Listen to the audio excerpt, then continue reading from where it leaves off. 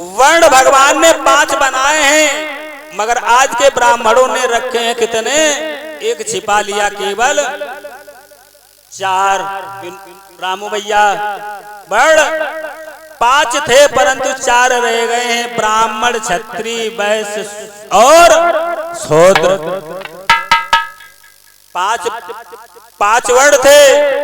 पहला वर्ण है वैष्णो, उसके बाद है ब्राह्मण और उसके बाद है क्षत्रिय, वैश्य और शूद्र।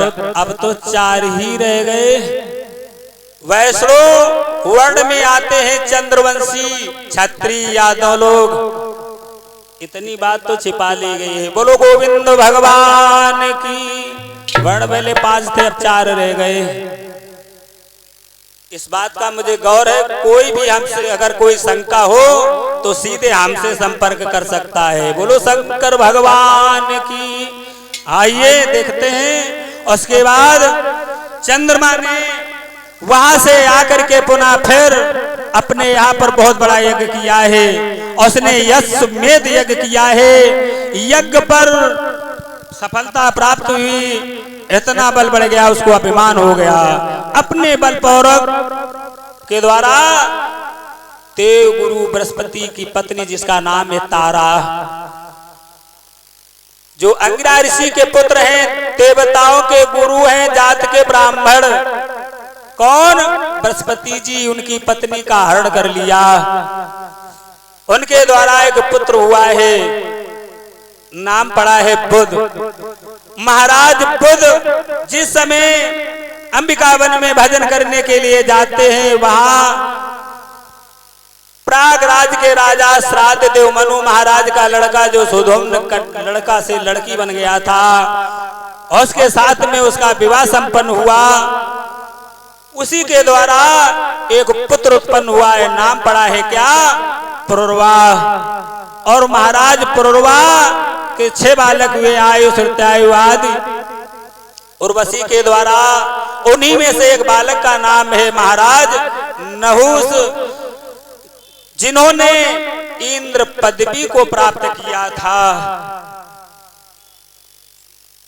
और इसी बीच में हमारे भैया डॉक्टर जय सिंह के द्वारा भगवान के चरणों में 51 पत्र मुद्रा चादर बेटी, भगवान सुख शांति प्रदान करे। श्री सुखदेव जी कहते हैं, हे राजन परीक्षित, महाराज नहुस ने इंद्र पदवी को प्राप्त किया था। उसके बाद महाराज नहुस के प्रजा नारी में महाराज आती हुए 7 द्वीपों के राजा आते हुए हैं। उनके 5 लड़के हुए हैं, यदु, तुर्वस, दुरु, अनु और पुरु। इनके घर में 2 नारियां हैं। एक का नाम है देवयानी और दूसरी पत्नी का नाम है शर्मिष्ठा।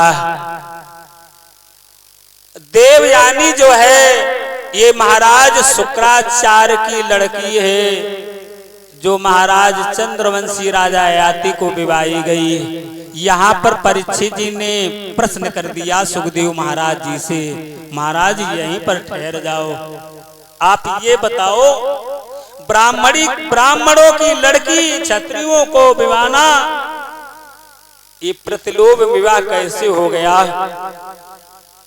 क्षत्रिय की कन्या ब्राह्मण को विवाही जा सकती है, परंतु ब्राह्मण की लड़की क्षत्रिय के साथ में विवाही नहीं जा सकती। परंतु ये प्रतिलोम विवाह कैसे हो गया?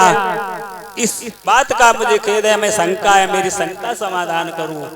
जवाब दिया है, सुनो भैया, एक बार ये शुक्राचार्य को देवताओं ने अपना आचार्य जब नहीं बनाया है तो जाकर के दैत्यों में मिले हैं। तो दैत्यों के आचार्य